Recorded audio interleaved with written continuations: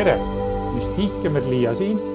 Sa vaatad podcasti Peegeldused, kus me räägime holograafilisest reaalsusest, alateadlikest programmidest ja mustritest, teadlike taotluste loomisest ja enda reaalsuse teadlikust juhtimisest.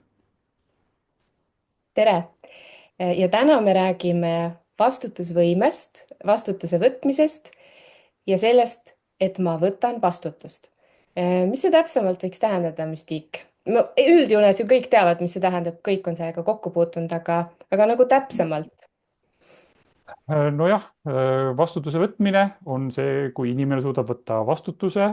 No just nimelt olukordades. Meie ambitsioon on päris suur, et siis me räägime vastutuse võtmisest siis väga paljudel tasanditel. Võtta vastutus oma mõtete eest, mis minu peases toimub, mida ma mõtlen. Võtta vastutus oma tunnete eest, kuidas ma tunnen ennast, olen ma rõõmus, vihane, mis toimub minu tundemaastikul.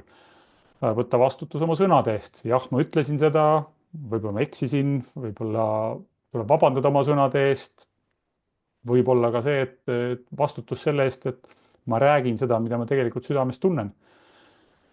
Vastutus tegude eest. Kui ma tegin midagi, siis olen valmis vastutama, et jah, mina tegin seda ja nii oli. Ja võib-olla veel kõige selline suurem väljakutse, kui me teadvustame, kui võimas on alateadus, võtta vastutus oma reaktsioonide eest. Ja põhimõtteliselt, mida siis vastutuse võtmine kõlab natuke nagu, et midagi juhtus ja nüüd võetakse kedagi vastutusele. Aga et see ei tähenda ainult seda, et midagi toimus, kas keegi eksis või ütles või et see kõlab natuke nagu selles mõttes nagu negatiivselt, et me võtame ta vastutusele või kas ta võtab vastutust selle pahanduse eest, mis ta tegi, see laps või poliitik või kes iganes partner. Vaid see on ka see, et ma nagu teadlikult kuidagi valin või saan aru, et ma olen enda elu looja. Isegi kui ma justkui pole teadlikult loonud neid olukordi, ikkagi teadvustada, ma olen olnud kaaslooja või kaasosaline. Ka nagu, et see ei juhtu lihtsalt niisama, et minu alateadvuses, minu magnetväljas või kuidas iganes me seda nimetame, on mingi informatsioon, mis justkui magnetiseeris selle, mis minu reaalsuses juhtus, mis minuga juhtus, mis minuga toimub. Et siis ma võtan vastutuse, tähendab justkui see, et ma ei ole nagu ohver, asjaolude ohver, et lihtsalt mingid asjad juhtusid, vaid siis ma hakkan nagu küsimusi küsima, et aga miks need juhtusid? Miks need minuga juhtusid? Miks nad just niimoodi juhtusid, nagu nad täpselt juhtusid? Ja see nagu toob nagu selle süüdistamise, et ma süüdistan, ma ei tea, kedagi teist inimest, mingit intsidenti, mingit asjaolusid, kultuuri, riiki, vaid ma esimese sammuna vaatan endasse.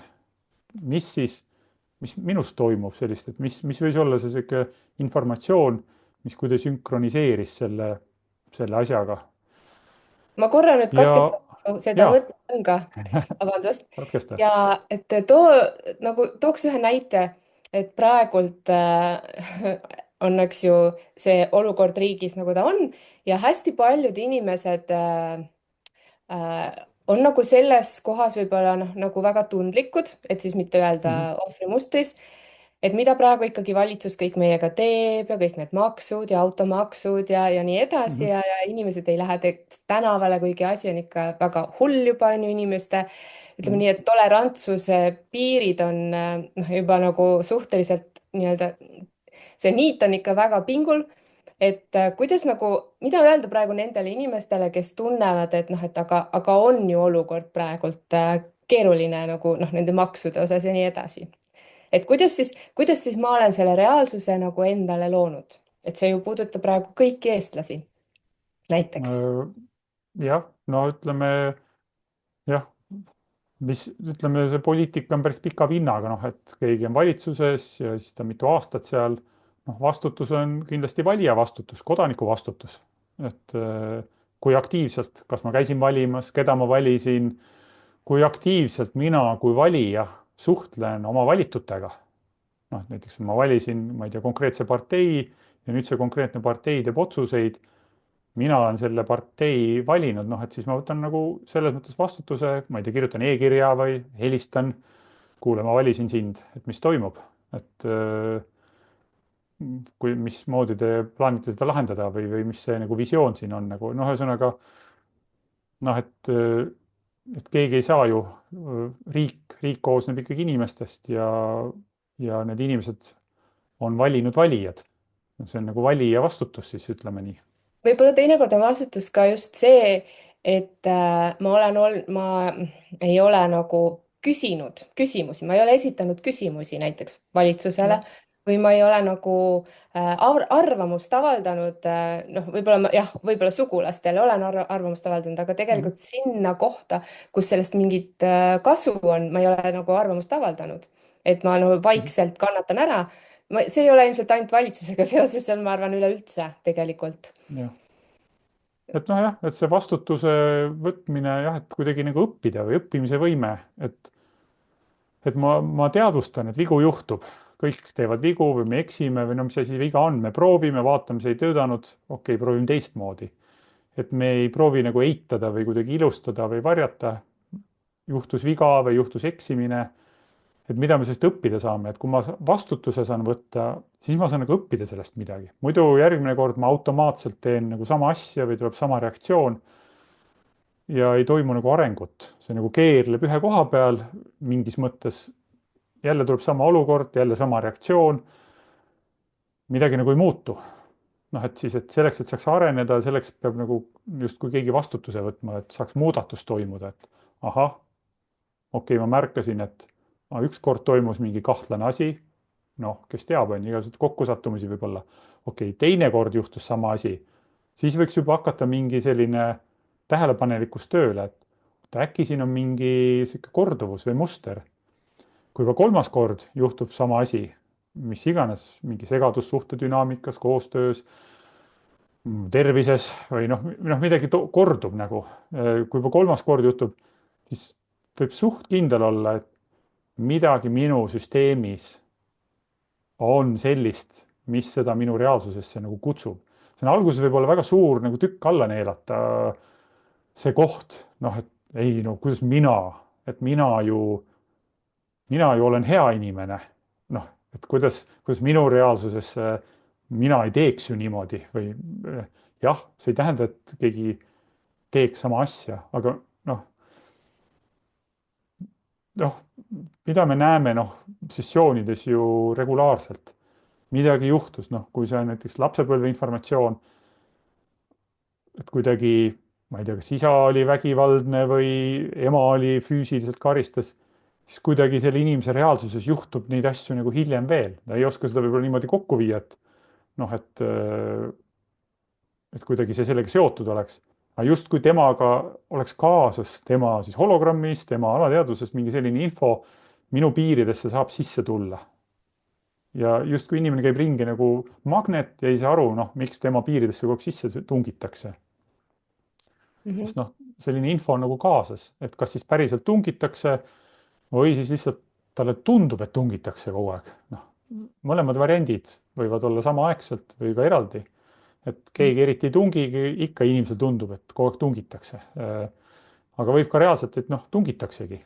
et kuidagi ühe inimese reaalsuses justkui nagu juhtubki kogu aeg seda. ja ta ise ka ei tea, miks juhtub, aga just vastutuse koht ongi see, et noh, hakkad esitada küsimus, et aga miks minuga nii juhtub või miks mul niisugune mõte kogu aeg pähe tuleb või miks mul niisugune tunne tuleb, miks ma alati niimoodi reageerin. noh, et hakata neid miks'e küsima, et siis juba hakkab energia liikuma, see annab nagu suuna, et ma julgen küsida üldse, miks see on nii. noh, muidu jääbki noh, samasse kohta ja see võib olla väga ebamugav koht. mulle tundub, et vastutus on väga tihedalt seotud nagu väega, et me olime ühes ringis ka, kus tuli nagu väga tugevalt kõik, taipasime seda ühte nagu sellist lauset, et mul on täpselt nii palju väge, kui palju ma suudan vastutada. noh, seal ütleme nii, et meile tuli see siis, maandus see energia niimoodi, et nii palju, kui ma suudan vastutust võtta, enda elu eest või mille iganes eest, nii Mhm. palju mul on väge. Et kui mul on see koht, et ma ei jaksa midagi teha või ma ei jaksa enda eest seista, ma ei jaksa seda, ma tunnen, mul ei ole jõudu, siis tõenäoliselt on midagi süsteemis ikkagi seal veel ohvri kohas, kus ongi nii, et ei ole seda väge. ja, ja teine teema on see ka, et tihti miks inimene on ohvrimustris ja miks ta ei saa sealt välja, on seesama, et ta ei suuda võtta vastutust nagu selle eest, mis ta elus toimub. Et tundub, et need on nii tihedalt omavahel seotud.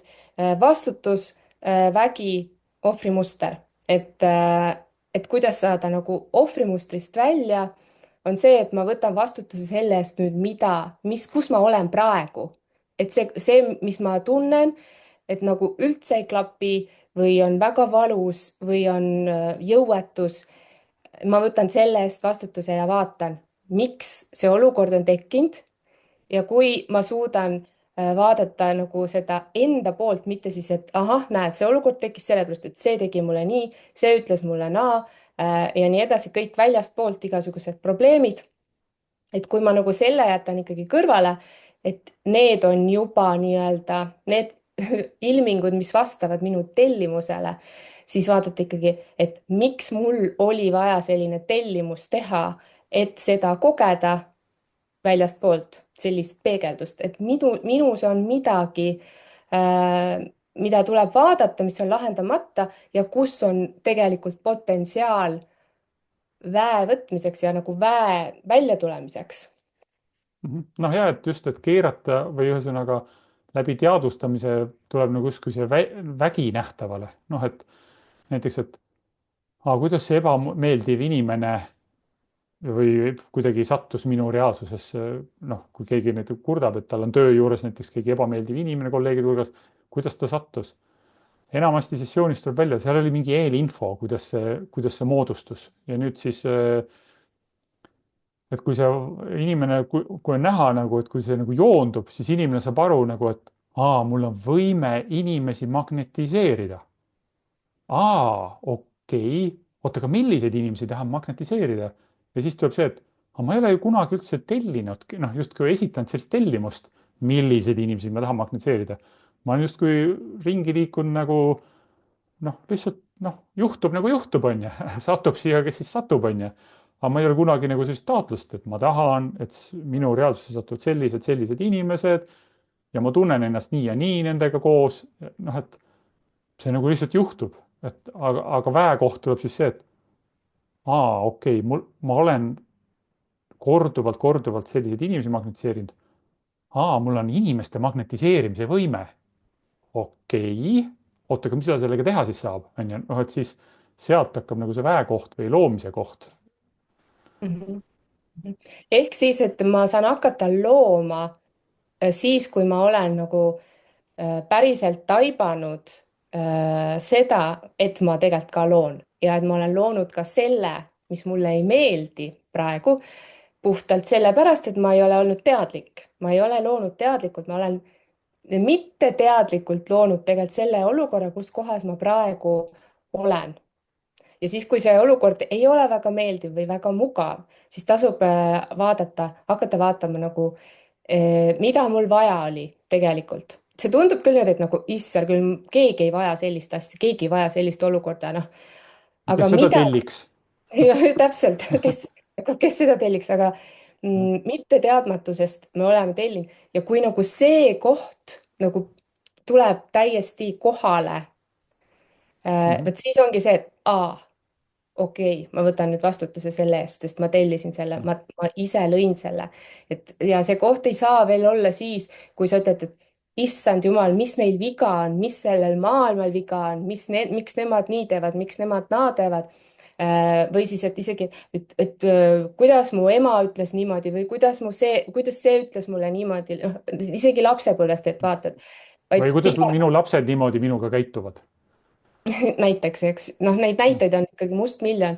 Aga pigem siis vaadata, et okei, miks ta mulle siis niimoodi ütles, miks mina seda tahtsin niimoodi kogeda. noh, võib-olla alguses ei ole isegi veel lihtne see, et ma tahtsin seda kogeda.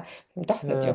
ei, jah, mulle tundub, et on ka oluline seda nagu mudelit nagu ilma rollideta nagu proovida kirjeldada. noh, et selle asemel, et mina ütlen sulle, et Merlia, no miks ma seda kogesin? noh, sest Merlia tuli ja ütles mulle nii või tegi mulle nii, vaid et siis ma hakkan vaatama seda, et okei okay,, nagu kuidagi nagu seda lahti harutama, et Merlia on naissoost, on ju, et keegi naissoost tuleb, kuidas ma siis ennast tajusin, ah, ma tajusin, et ta tuli mu piiridesse kuidagi sisse või midagi sellist, et naine tuleb piiridesse sisse. kas ma olen seda kuskil veel kogenud?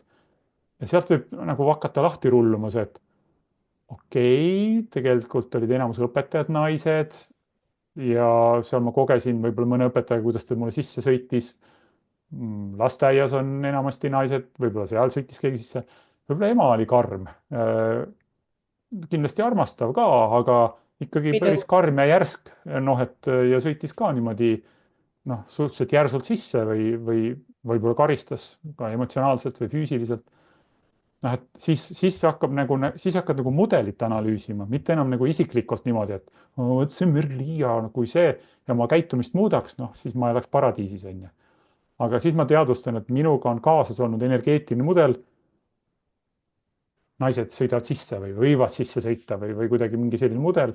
kui ma seda teadvustan, noh, siis ma ei pea seda looma enam uuesti või noh, ühesõnaga kuidagi siis juba toimub muudatus, märkamine ja muudatus. ja näiteks, et ütleme, kui mõned naised on tellinud või ütleme, ärme ütle kohe tellinud, no aga ära ütle tellinud jah, sest see on jah, natuke julm, noh, kes ikka ei telli keegi endale selliseid asju. et ütleme nii, et on jälle sattunud, ütleme, kolmas mees. Alguses on väga normaalne, kõik läheb nii hästi ja siis hakkavad tulema mingid ikkagi nagu alkoholiprobleemid või nagu ilmingud. Et siis kuidas nagu nüüd kolmas mees juba järgi, noh, ma räägin selles mõttes konkreetsetel on noh, sessioonides on olnud mitmeid kordi selline olukord, et kui hakkame nüüd tegelikult vaatama, siis ikkagi kuskilt lapsepõlvest on kogetud seda, et noh, näiteks kas isa oli alkohoolik või vanaisa või midagi seal, ühesõnaga oli sellist juba korrast ära, aga inimene nagu noh, ta ei mõtle selle peale kogu aeg niimoodi ja läheb meelest ära. Aga vot ongi see, et alguses see mees ju tundus täiesti normaalne, aga siis mingi hetk tuli see alkoholi teema üles, aga see tähendab seda, et alateadvus tundis juba selle mudeli või mustri ära, et selle mehega ma saaksin seda kogeda.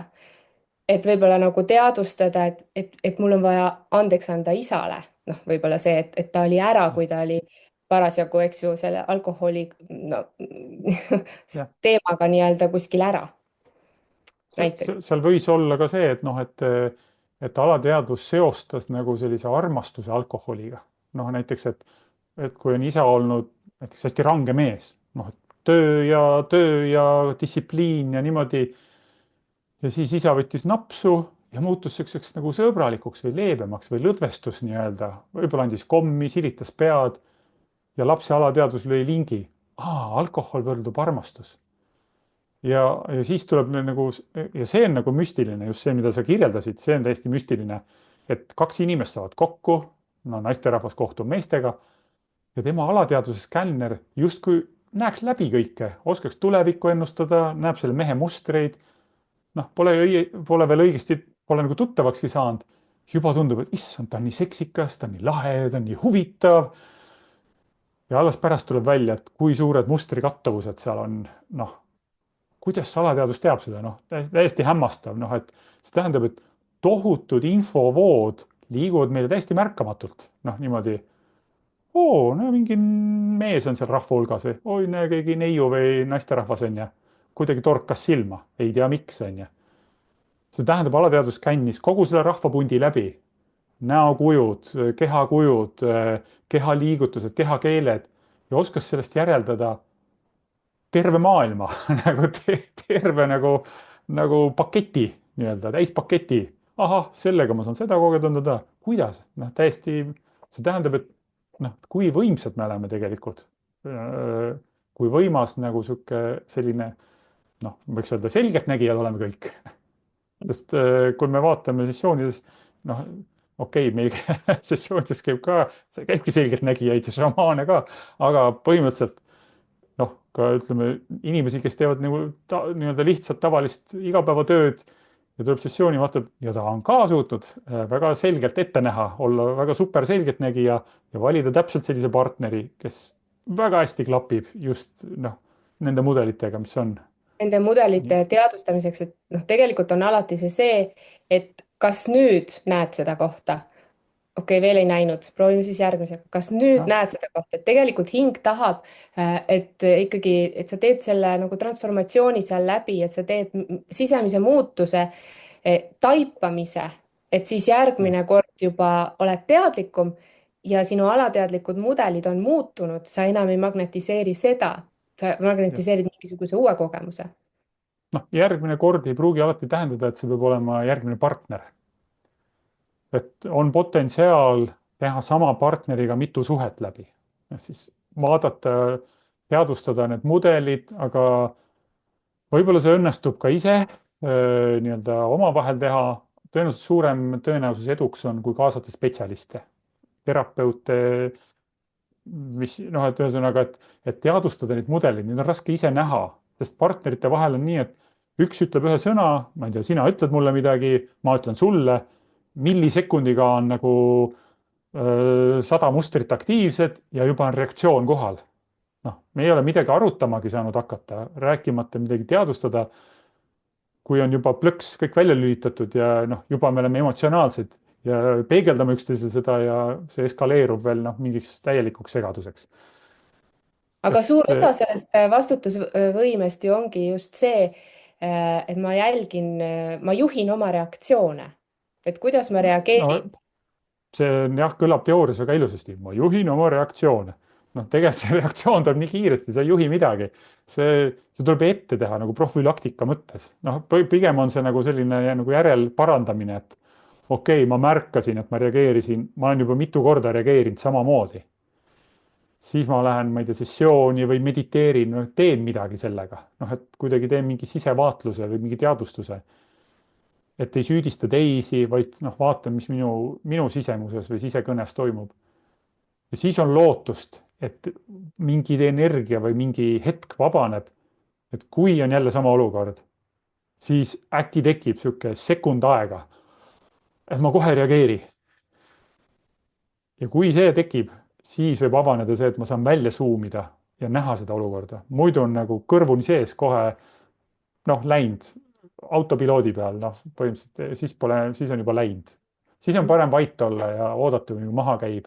selles seisundis midagi otsustada või läbi rääkida lootusetu. Ja selgitada midagi, ei, näiteks. ei, siis pole vaata, saad aru, vaata nüüd seda, noh, saad ja, tere, aru. seda rohkem ma vihaseks lähen, kui sa mulle nii ütled. ja mida rohkem sa neid sõnu ütled, seda vihasemaks ma lähen ja see ongi et huvitav ühesõnaga koht, et kui sa näed kellegi reaktsiooni sellist, et kuidas siis lihtsalt noh, nagu okei, ma olen nüüd suu kinni lihtsalt, et ja teine ja, nagu see võib ka vihaseks ajada, et mis mõttes sa mulle midagi nüüd vastu ei ütle, kui oled harjunud veel teine, sest et tavaliselt mudelid ju on niimoodi, üks ütleb ühte, teine ütleb teist vastu, see ütleb seda vastu, ja see ütleb seda noh, ja see peegeldus, käib nagu peegeldus, iga kord peegeldus täpselt ja sama nii-öelda ring käib läbi, eks ju, need täpselt samad laused. aga et seal on nii, et kui on nagu selline harmooniline koostöö, siis tekib nagu selline talguefekt, 1 + 1 ei võrdu enam 2, siis ta on juba 3 või 4 või veel rohkem, tekib võimendus. aga peegeldustega, selliste negatiivsete peegelduste, mustripeegeldustega, seal tekib nõrgendus, mitte keegi ei võida. noh, tähendab, mõlemad kaotavad oma väe. põhimõtteliselt sest mõlemad, keegi ei võta keegi ei saa vastu. seda väge endale, keegi ei saa seda väge endale, vaid see vastutuse vältimine, see nagu nõrgendab väge. et Mhm. kui mõlemad võivad ohvris olla ja peegeldada üksteisele oma ohvrit ja põhimõtteliselt kumbki ei saa väge, kumbki ei võida sellest protsessist. et noh, siis ongi vaja see, et noh, et saada see väge kätte, sealt tuleb hakata vastutama, et okei, kuidas ma edasi lähen või mis siin toimub siis nüüd ja nii edasi.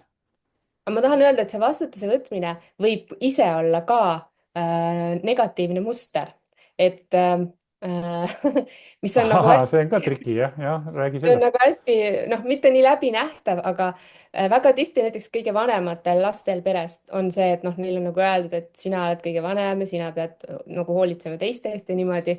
ja siis, kui sa oled lõpuks oma pered ja kõik asjad on, siis on noh, see vastutuse võtmine, sa lihtsalt noh, see on reaktsioon. Ja, okei, siin oli selline olukord, nii, mina nüüd pean võtma vastutust, ja, aga see võtab jällegi teistelt kõikidelt võtab vähe ära, sest keegi ei saa nagu iseenda eest otsustada, vaid siis see üks hakkab nagu kogu aeg juhtima mida mina olen näiteks, sekkuma. minu mudel on olnud, onju. et Või noh, et isa-ema ütlesid, et vaata, võta sina nooremate õdede-vendade kotid ja kohvrid, et vaata, et need ikka kindlasti auto peale saaks, noh, just nagu pani lapsele nagu vastutuse mingite asjadest, milleks laps valmis ei olnud. ja tulevikus inimene imestab, miks mul pagasiga kogu aeg probleemid on või kottidega, et need jäävad kuhugi, kaovad. noh, ühesõnaga, et noh, et selline info on kaasas, stress, ma ei tea, seoses pakkidega või kohvritega või noh, reisimisega. ja see on nii hämmastav, et see mängib välja ennast reaalsuses. noh, et see justkui näitab, et me oleme nii võimsad loojad, aga samal ajal nagu kannatame enda loomingu all, kuna see on alateadlik looming olnud, siis me nagu justkui võitleks oma varjuga. et nagu seina peal on vari ja siis ma nagu boksin sellega. ja noh, see sein on kivist, on ju, see ei anna järgi, on ju. aga siis, kui ma ise jätaks boksimise järgi ja hakkaks vaatama, oot-oot, kuidas see vari tekib siia. ta lihtsalt imiteerib minu alateadvust, on ju, või see tuleb varjust, alateadvuse varjudest tuleb see reaalsus. et sellega ei tule mitte nagu võidelda, vaid nagu vaadata, et okei, valgus näitab praegu seda varju seina peal, oota, aga millest see vari tekib või kus see tekib siis noh, et noh, ühesõnaga seda varju lahendada nagu enda sisemuses, mitte nagu väljaspool võideldes. ehk siis tervislik vastutuse võtmine on see, et kui ikkagi ma vastutan eelkõige enda eest, ma vastutan enda tunnete eest, jah, sest mida me enda veel teeme ka, õpime teiste tunnete eest vastutama, kui noh, nagu näiteks noh, lapsepõlve mõjud on olnud, et väga paljudel on olnud vanemad, kes on olnud noh, emotsionaalselt kättesaamatud ja siis lapsed kogu aeg kombivad niimoodi, mis tuju mu emal või isal praegu on, mis tunne nendel praegu on. ja siis sa skännid, sa muutud nii osavaks selles, et sa ei pane tähelegi, kui noh, täiskasvanu sa lihtsalt kogu aeg tajud teiste tundeid ja siis mõtled, et oh, ta tunneb ennast halvasti, nüüd pean mina midagi tegema, et tema tunneks ennast paremini, mis on nagu noh, päästemuster ka, aga Mhm. see veel nagu, siis on see vastutuse võtja ja päästemuster on nagu korraga ja siis ongi niimoodi, et sa sipsid ja sapsid, sul endal kaob kogu vägi ära, aga siis teisel, kelle eest sa püüad sipsida, sapsida, tema ei saa ka ju väge, sest tema vägi tuleks sellest, kui tema võtab enda tunde eest ise vastutuse. mina tunnen praegu nii, miks ma nii tunnen praegu?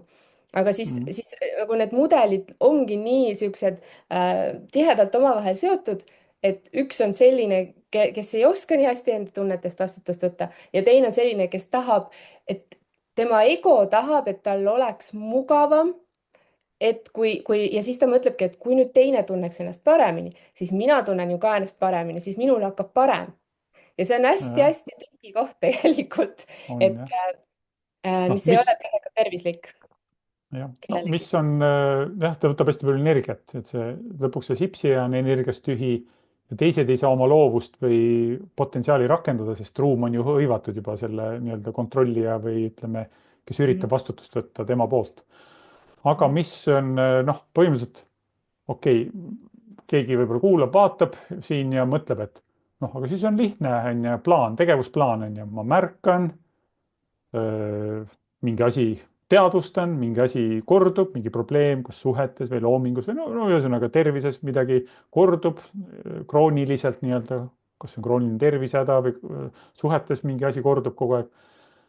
et noh, mis probleem siis? sessioon, hakkan pihta, vaatame alateadvust, teeme uued otsused, muudatused, liigume edasi. kõlab nagu lihtsalt, aga mis seal nagu takistuseks saab, mida me näeme just siis noh, ütleme ka juba sessiooni tulemine on see, et nagu alateadvuse meie eesmärk on meid nagu elus hoida. ja noh, iga hinna eest elus hoida. noh, põhimõtteliselt ta on nagu turvamees. eesmärk ellu jääda. nii, aga nüüd, kui mingi teema, näiteks suhteteema, suhted näiteks keegi teadvustab, mul on partneriga korduvalt mingid suhteasjad. kui see teema on seostunud eluohtlikkusega, näiteks kodus isa-ema kaklesid, see oli tohutu šokk ja trauma lapse jaoks, võib-olla mitte ainult, ka võib-olla füüsiliselt kaklesid. see tähendab, alateadvus hakkab kaitsma nii-öelda inimest jutumärkides, ära selle teemaga tegele, sest see on eluohtlik teema. ja siis ei saa inimene ei sessiooni minna, terapeudi juurde minna, ta ei saa üldse midagi selle teemaga teha. et noh, vot see on selline trikikoht, kus ma ei tea, kuidas siis sellel puhul nagu noh, siis ei saagi midagi keegi kõrvalt teha, sest see impulss peab seest tulema. et, et sest alateadvus hakkab muidu selle konteksti muutmist või selle teema muutmist ja töötlemist vältima, kuna see on nii hirmus olnud, siis ta ei taha seda lahendada. samas inimene kannatab selle sama alateadvuse nii-öelda reaktsioonide all, ehk siis on väga halb võib-olla olla, aga mitte nii halb, et seda noh, muutma hakkaks, siis sageli on siis kas siis surmapalge ees, inimene teeb uue otsuse, et kas keegi lähedasega juhtub midagi, inimene ise käib surmalähedasest kogemusest läbi, siis tuleb nagu see tõehetk, et oodad, nii armas see muster nüüd ka ei ole, et okei, siis võtame sessiooni või teeme midagi sellega või noh, ühesõnaga otsustame teistmoodi. et, et mis see ärevus, kui inimesed tajuvad ärevust, väga palju on ärevust, inimesed tunnevad ärevust mingi asja, kas mingis olukorras või pidevalt või ühesõnaga, et tundub, et see tekib sellest, kui me tunneme nagu alateadlikult, et me ei valitse ja ei juhi või kuidagi ei kontrolli seda, mis toimub. see võib olla noh, et ma ei kontrolli seda ühte teemat konkreetset või midagi. ja mida suurem see ärevus on, see justkui annaks nagu märku, et seda suurem on see nagu erinevus või dissonants, ütleme siis nagu selle teadliku taotluse, mida ma tahan oma südamest või hingest, ja see, mis alateadlikult reageerides tuleb. Need on nagu erinevad, siis ma kujutan ette mingit unistust, ma ei tea, ma loon oma firma ja alateadvus ei lase teda luua, lihtsalt kuidagi ei astu seda sammu, ei registreeri, ei hakka turundama, ei hakka tegema. noh, et ja siis on nagu dissonants, mul on mingi unistus ja miski nagu klaassein või jalad on nagu savis kinni või kuidagi on nagu kinni, ei liigu noh, nagu hästi kaua läheb aega, nagu mingi lihtne liigutus, mõni teine teeb ühe päevaga ära, võtab mitu kuud, et nagu kuidagi sinna isegi jõuda, et sa sinna aastaid. liigud, võib-olla aastaid, jah. et see võiks olla nagu märk, noh, justkui ka jälle signaallamp, et oot-oot, kas see võtab kõigil nii kaua aega? ei võta. miks see mul nii kaua aega võtab? noh, et jällegi esitada küsimus, et alateadvus teab väga täpselt, miks see kaua aega võtab. alateadvus päästab meid ja hoiab ära, aga ta teeb nagu karuteene, ta hoiab nagu parimad asjad ka ära, ta hoiab meie unistused ära. ta hoiab meie nagu, et me hakkaks liikuma oma soovide poole, eesmärkide poole. nagu noh, nagu see karu, noh just see, et oma peremeest kärbse käest päästa, siis lõi kiviga nii-öelda kärbse peremehe otsa ees nagu surnuks, ühtlasi ka peremehe. noh, et nii-öelda karuteene tegi, tahtis nagu aidata, et noh, et kärbes ei segaks peremehe und. noh, sama teeb nagu alateadvus meile nende mudelite ja traumade pealt, et hoiab meid elus, aga samal ajal hoiab meie nagu südameelu ära, hingeelu. Et me ei ela tegelikult ikkagi oma päris täispotentsiaali, me oleme võib-olla isegi kaugel oma päris potentsiaali oo jaa. kasutamisest. no vastutus, et kuidas see vastutusega siis seostub, ongi see, et kuidagi tuleb kuskilt see pisike, kuidagi see energia kokku kraapida, teha see esimene samm, noh, kas istuda maha, võtta aega, noh, ma ei tea, sulle meeldib kirjutada näiteks, noh, just nimelt kirjutada üles nagu, mis toimub, sa näed nagu paberi peal. sa oskad seda paremini kommenteerida, seda tööriista võib-olla, Ja kuidas see see on mõjub ja kuidas see väga töötab. populaarne ja väga hea tööriist, sa lihtsalt kirjutad läbi ennast mingitest kohtadest. Hakkad kirjutama järjest, mis tuleb paberile, oma nagu ja, tundeid, mõtteid. ja kuidas see töötab, sa oskad seda jagada, mina ei ole seda nii palju praktiseerinud. Ja see ongi, kui sa tunned nagu sellist frustratsiooni või ärevust, siis hakkad kirjutama niimoodi paberile, mida ma tunnen ja sealt alguses on võib-olla natukene raske, ei hakka kohe liikuma, aga üldiselt mingi hetk hakkab nagu liikuma. Siis sa hakkad kirjutama nagu lihtsalt kõik, mis tuleb. Muidu võib-olla sa räägiksid seda, aga see kirjutamine võtab natuke nagu pikemalt aega, sa pead natukene selle koha nagu rohkem läbi tunnetama, enne kui sa selle nagu paberile paned, kui rääkimine. Aga siis tavaliselt hakkab tulema, siis kirjutad oma tunded, kirjutad selle sisekõne, mis sul ja siis käib. kirjutadki, et ma olen vihane praegu või ma olen kurb või. jah, jah, kirjutad välja oma tunded ja püüad nagu ja just seda, et mida mina tunnen, mitte et mida keegi mulle tegi, vaid mida mina tunnen, mis minu sees toimub, mis mul pulbitseb. Mhm. Või siis, et kus oli mul sarnane olukord varem, kus mul varem on olnud sarnased olukorrad.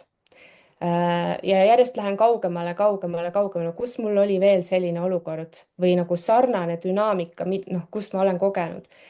Ja tavaliselt on niimoodi, et kui see nagu aktiivne tunne on peal, siis jätad selle sinnapaika, aga natukene hiljem, kui see on nagu natuke maha rahunenud, vot siis sa saad, siis hakkab nagu nii-öelda selle kirjatööga siis nii-öelda päris töö, et sa hakkad vaatama, mida sa nüüd kirjutasid, sa vaatad hoopis uue neutraalsest, siis sellel hetkel sul on vaja see läbi elada, sul on see vaja läbi tunnetada, sa ei saa ja see kirjutamine aitab sul nagu tegelikult veel sügavamale minna, nagu noh, otsida, mida ma tunnen, mis minu sees toimub, mis minu sees toimub. Et ja siis hiljem alles hakkad vaatama, mida sa nüüd sinna siis kirjutasid. Et see on noh, omaette niisugune protsess. Et vaatad kaine peaga üle, et mida ma sõin, kui ma seal seisundis Põhimõtteliselt olin.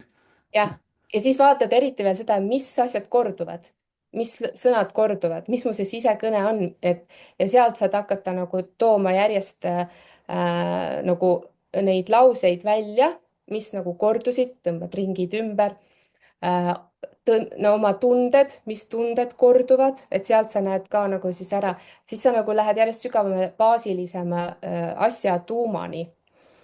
Ja kui sa oled kirjutanud veel, millal sa veel oled sarnast olukorda kogenud, siis hakkad nägema, kuidas sa neid olukordi või noh, mida need olukorrad tahavad sulle nagu näidata või õpetada. See on hästi hea tööriist tegelikult enda nagu ja siis, kui sa oled selle sisekõne nagu ära näinud, mis see sisekõne, see negatiivne sisekõne on, siis sealt sa saad juba edasi uue tööriista. sa kirjutad selle ümber positiivselt ja saad endale nagu selle afirmatsiooni. või Ja selline kui sul on visioon, vaja et mida ma tegelikult tahan. visioon, mida ma tegelikult tahan, eks ju, mida see olukord mulle nüüd näitab, mida ma ei tahtnud, aga mida ma tegelikult tahan. Sest vaata, tihti on ka niimoodi, kui inimesed tulevad sessiooni, nad ei oska öelda, mida nad tahavad. ma küsin, mida sa soovid kogeda, siis alguses ikkagi alati on see, et vot mulle ei meeldi praegu see, mu elus on praegu see halvasti, see halvasti, see halvasti, ma olen rahulolematu sellega, sellega, sellega. Okei, ma kirjutan kõik üles, ma teen nagu selle töö natukene inimeste eest siis ära, nemad lasevad siis tulla, eks ju, nad teevad selle sisekõne ja siis hakkame koos vaatama. ahah, et okei, paneme selle nüüd vastupidi, vastupidi, vastupidi. Ja siis inimene oota, ja siis ta hakkab veel natukene seda, oota, see ei ole päris see, mida ma tahan ikkagi nagu veel natukene nagu noh, nii ja ise saad ka tegelikult sedasama tööd teha, et sa lood endale siis selle taotluse afirmatsiooni, aga nüüd järgmine samm on see, et kuidas nüüd oma alateadvus joondada selle afirmatsiooniga, noh, võib et see on nagu kasutada. eraldi töö veel, noh, et puhastada see on see. juba uus tööriist, jah. Jah, no et jah, et sihuke holograafiliseks meistriks saada, et nagu neid võtmeid teha, aga siis nagu kuidagi peen, peenelt viilida neid võtmeid, et nad oleks nagu nii-öelda puhtalt nii-öelda avaksid nagu uue tasandi ukse või nii-öelda uue reaalsuse ukse. Jah, täpselt ja seda me hakkame siis oma järgmisel kursusel nagu tegema läbi ja nagu hästi süsteemselt. Et mitte lihtsalt nii, ma Lähme, praegu kiiruga ainult on ju sõrmeotsakesega näitasin seda, et aga juba sellega on võimalik inimestel endal teha noh, tööd midagi juba endaga. tegema hakata nii-öelda, jah, Jah, hakata liikuma. No võtame tänaseks otsad kokku. Vastutus, mina vastutan või mina võtan vastutuse. Mida see tähendab lühidalt? Ma jälgin, mis kordub minu reaalsuses ja teadvustan, et minu alateadvus on piltlikult öeldes nagu magnet. Ta sisaldab teatud informatsiooni ja see magnet magnetiseerib siis vastavaid sündmusi, suhteid, olukordi ja nii edasi. ja kui ma panen ja millest ma saan teada, et mu magnetis on mingi selline informatsioon, mis mulle ei meeldi, ma panen tähele, milliseid tundeid, mõtteid, suhtedünaamikaid, mis nagu tuleb minu reaalsuses, see annab nagu vihje selle kohta, mis toimub minu alateadvuse magnetis. ja kui siis vastutus on see, et ma võtan oma magneti eest vastutuse, mis seal toimub, lähen sessiooni, noh, neid tööriistu on palju või kirjutan ennast sealt läbi, nagu sa soovitasid. ühesõnaga, võtan vastutuse, hakkan tööriistu on midagi, palju. jah, et hakkan tegema midagi sellega, midagigi, hakkan midagi sellega tegema, muidu noh, pole mõtet neid väikseid rauaosakesi süüdistada, et nad magneti külge tõmbuvad. see Mhm. on lihtsalt loodusseadus või noh, see niimoodi töötab universum. noh, seda võib lõputult ohvrina kedrata, et näe jälle, miks mulle nii juhtus, miks mulle nii juhtus, miks mulle nii juhtus. noh, vaatame siis, miks juhtus. Ja kui keegi tunneb, et ma tahaksin rohkem väge saada, ma tahaks oma väega kontakti saada, jah, siis ongi see, hakka vastutama enda elu eest, enda kogemuste eest ja jah, vägi tuleb ise. just, et too oma vahendid nii-öelda eelarves ohvri rea pealt nii-öelda väerea peale või looja rea peale, siis sa saad luua, siis sul on vägi lasta lahti nii-öelda ohvri eelarves nii-öelda energiast, viia energia teise rea peale. Just. aga võtame otsad kokku, aitäh kuulamast-vaatamast ja Mhm. Suur tänu, et sa vaatasid Mystique Merlia podcasti Peegeldused ja tea, et holograafilised muudatused on võimalikud ja julge luua väekaid ja puhtaid taotlusi, et ise oma reaalsust luua ja muuta teadlike koosloomisteni. just teadlike koosloomisteni. näeme jälle.